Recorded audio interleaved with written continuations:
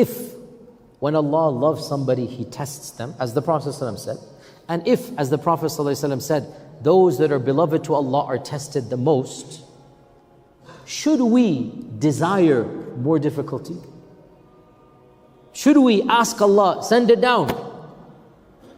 Yes or no? Should we want life to be even more difficult? No. You are correct, no. But then how do we resolve this conflict? Because there seems to be a contradiction. What is the contradiction? If Allah loves somebody, He tests them. Do you want to be beloved to Allah, yes or no? Yes. Do you want more tests? This is the contradiction. How do you resolve this contradiction? Do you understand the question, right?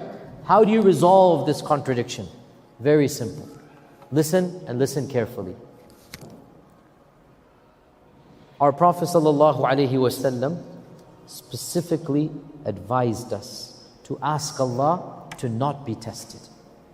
سَلِ اللَّهَ الْعَافِيَةِ اللَّهُمَّ إِنِّي أَسْأَلُكَ الْعَافِيَةِ is a prophetic hadith. رَبَّنَا آتِنَا فِي الدُّنْيَا وَفِي الْآخِرَةِ. We want hasana. We don't want sayyah. We don't want tests. We don't want problems. We don't want ibtila. رَبَّنَا لَا تُحَمِّلْنَا مَا لَا طَاقَتْنَا بِهِ وَاعْفُ عَنَّا. And afiyah, to be safe from tests. So the Quran and the Sunnah is very clear. We don't want extra tests. How then do we resolve this internal contradiction, conundrum, conflict, oxymoron? Response is very simple.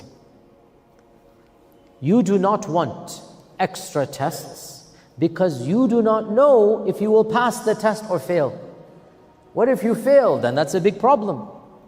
Since you don't know, you say, oh Allah, I don't want any tests. Let me live a simple life. But when Allah sends the test and He chooses you, you're not asking, Allah chooses you. When Allah chooses you for a test, when Allah sends down a calamity you have and nobody else has, realize now the game has changed. You did not choose, Allah chose. And when Allah chooses, what does this indicate? It indicates Allah knows you can pass the test. Because you will not be tested more than what you can bear. لا يكلف الله نفسا إلا وسعها. When Allah chooses you for the test, Allah is demonstrating, stamping on your paper, I know you can pass. You might not know you can pass. Allah knows you can pass. You might doubt yourself. I can't do it. I can't do it. No, you can, you will, and you shall. How do you know this? Because you're in the test. And if you were in the test, Allah Azza wa Jal is indicating you can pass the test. Is this clear? The difference between you saying give, give, give versus Allah choosing. You don't want because you don't know. You don't know if the test comes, will I pass or fail? So I'd rather not be tested. But if Allah chooses, then you are guaranteed. Now again, listen to me carefully. When Allah chooses you for a test, Allah knows you can pass the test. Does this mean you will pass the test? No. Allah is simply demonstrating, I know you can pass it. Now you might fail, that's on you. You might turn your back and not do what Allah wants you to do. That's on you.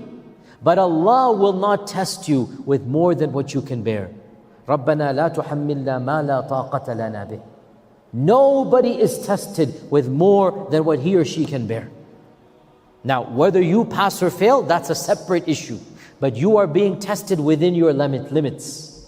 And Allah will test you according to your taqa, your qudra, your capabilities. Okay? So is this clear? This is the first point here. Okay. We now move on to the second point. Understand as well, we learn from the seerah, the second point, that we learn from the seerah that feeling the pain of the test, feeling anxiety, crying, feeling worried is not a sign of weakness of iman. This is another misconception that many Muslims have. I'm sure many of you have witnessed this with your own eyes, or maybe even it has happened to you, or maybe even, God forbid, you have done this mistake, which is somebody is in pain. They've lost a loved one. You know, their mother has passed away, a child has died, and they're sad, they're crying. And another person comes, they mean good. They want good, but they don't have knowledge. And they say something based upon emotion, not knowledge. And they say, why are you crying? Why are you sad? If you had Iman, you wouldn't be sad. Have you heard something like this in your lives? You experienced something like this? If you had Iman, you wouldn't be crying. And subhanAllah, this person who wants to help has actually created more damage they can even imagine. Because not only now has this person who's crying in tragedy, they've lost their mother, they've lost a son or daughter, they're already feeling pain. Now their best friend, their cousin, their brother has certified them, you're a loser in Iman, you don't have Iman.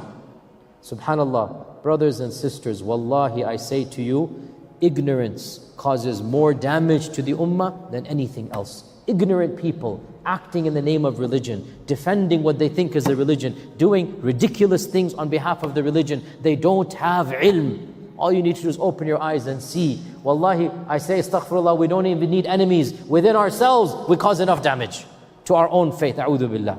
Subhanallah, ignorance is one of the most dangerous aspects that we have to deal with. And how much damage has been caused by people who think they're defending Islam or doing good, but because of their ignorance, they cause more damage to Islam. And this is one example. This is one example. Now, how do we know that Iman does not prevent sadness? Again, read the seerah. Read the seerah. The Prophet ﷺ, multiple times, the sadness is visible on his face. The grief, the tragedy, the crying is happening.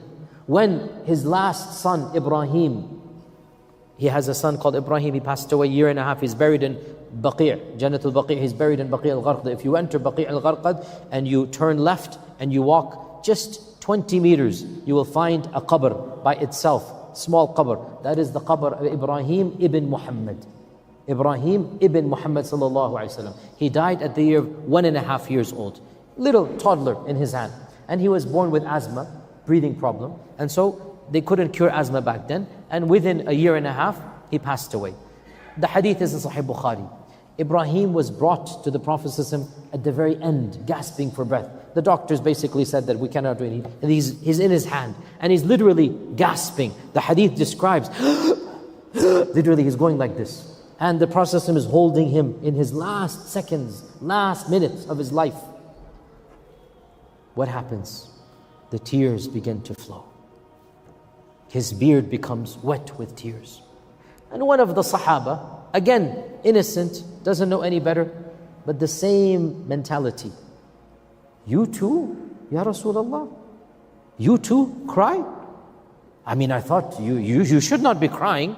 Crying? أَوَتَبْكِ أَنْتَ يَا رَسُولَ اللَّهِ? You are crying, Ya Rasulullah. In his mind, Iman and crying cannot go together. In his mind, if you have Iman, you will not be sad. If you have Iman, you're not going to feel grief. If you have Iman, somehow you become superhuman. And as your son is dying in your hands, you will not be crying. So then he blurts out, you too, Ya Rasulullah, أَوَتَبْكِ Ya Rasulullah? And listen, and hadith is in Bukhari. البكاء رحمة جعله الله في قلوب عباده. Crying is a sign of Allah's rahmah that He has placed in the hearts of His chosen servants. Crying is a rahmah. How can you not cry and your son is dying? Wallahi, this would be inhumane. Now somebody comes and would say, if you have Iman, you're not going to cry. Read the seerah. Read the seerah.